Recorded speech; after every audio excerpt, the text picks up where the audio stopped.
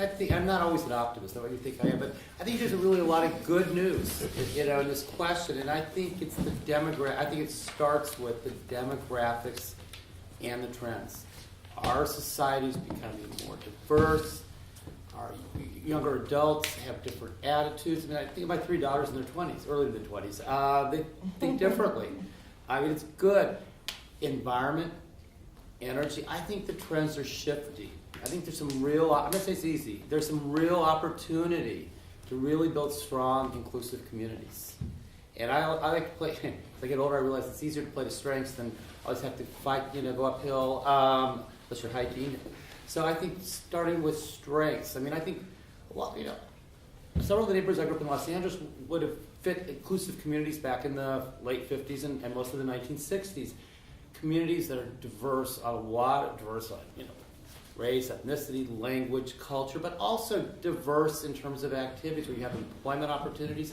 I mean, it's a different world now, but you can create employment, income opportunities nearby. I mean, and I think it's going to be more in that direction as gas gets, more expensive. People are going to want to live near transportation, want to have better access to employment. So I think I really think the trends are shifting in a positive way to stronger, inclusive communities, and that's the fun part, is then making it happen by networks, collaborative work, planning, design, and the built design is really critical in that. And we have a lot of wonderful buildings that have been largely underutilized that can be, restored. So I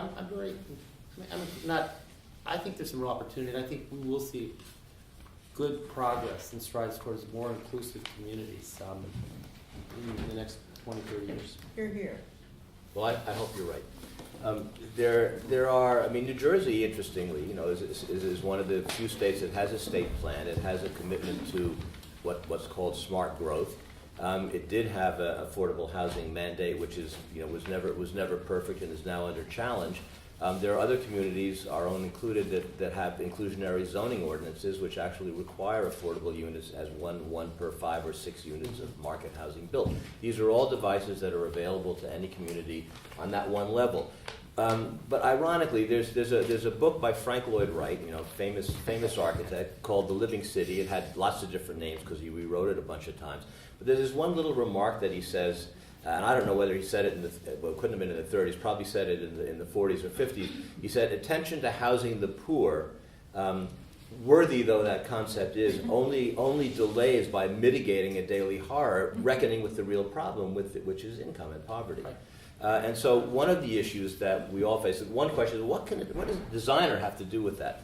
Well, I'll give you one example of a designer, an architect in Oakland of affordable housing named Michael Piatak, who was way ahead of the curve because he's been at it for 40 years. But he's one of the few architects that says, all right, how can the housing that I design contribute toward people's ability to get a leg up on the economic ladder? So one project that he did called Hisman Hindu in East Oakland, it's a large project. Its ground floor is like shops or commercial space, and upstairs is the housing. So one side of it's a long block. One side on the ground floor is social services like daycare. The other side has inside a vendor hall in which people rent not a whole shop but a booth. Like the carts at Penn Station in Newark. So the people that can't afford one way or another to actually set up a shop can sell their stuff legally. Then he did another thing. He took the front of the building on the sidewalk and pushed the building wall back 6 feet so that street vendors can set up shop on the private property and can't be swept by the mayor when he decides that street vendors are a blot on the neighborhood. Now, there were difficulties in implementing this. It's a very poor neighborhood. It's not something that worked perfectly. But I applaud him for thinking about that. In England, just another example, the first social housing built in London in 1899, Boundary Street Estates, had, in addition to the housing, it had workshops behind. The workshops were 2-story buildings with roughly 500 square feet workshops on 2 floors.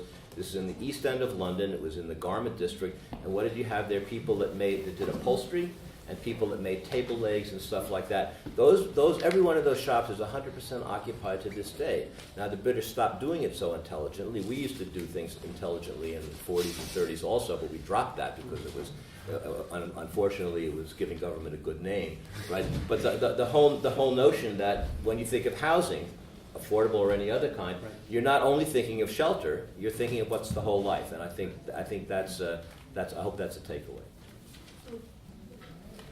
I was in Houston last week for a training of African American ministers on AIDS, how to deal with the AIDS epidemic, and I was kind of giving the science, but then of course there was preaching, and the preaching was done by Reverend James Forbes, who was formerly minister of Riverside Church. He's considered the preeminent African American minister in America. I guess that makes him in the world. for another Yes. 2 or 3 years. Yeah.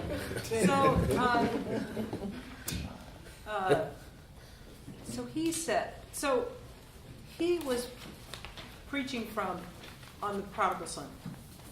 And as we all know the story, the prodigal son comes home and the father dresses him in fancy garments and kills the fatted calf, and the older brother is just fussing, but this is the celebration.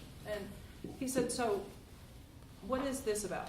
And then part of it, he started off talking about the older brother, how the older brother is the person who doesn't want change, the people who are opposing affordable housing in Montclair. They're the older brother of the prodigal son.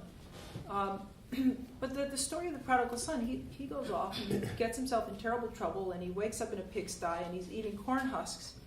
And he gets an image of it in his head, and the image is that the servants in his father's house eat better than he's eating now, and he should go home. And he does. And so here's this welcoming him back. And Reverend Forbes said, so there's 3 parts to the story. There's the separation of the son from the father. There's the restoration, which is driven by having this image, as Emilio described, giving people an image of what they want. And then the third part was celebration. People say that cities are complex systems, and complex systems are self-organizing. So with stability, complex systems can regenerate their connectivity. Networks densify over time, and they could begin to function again were we to be able to give communities stability and a vision. And so I think that the prodigal son is a good story to take home with us. Thank you. Does anyone have any follow-up to those?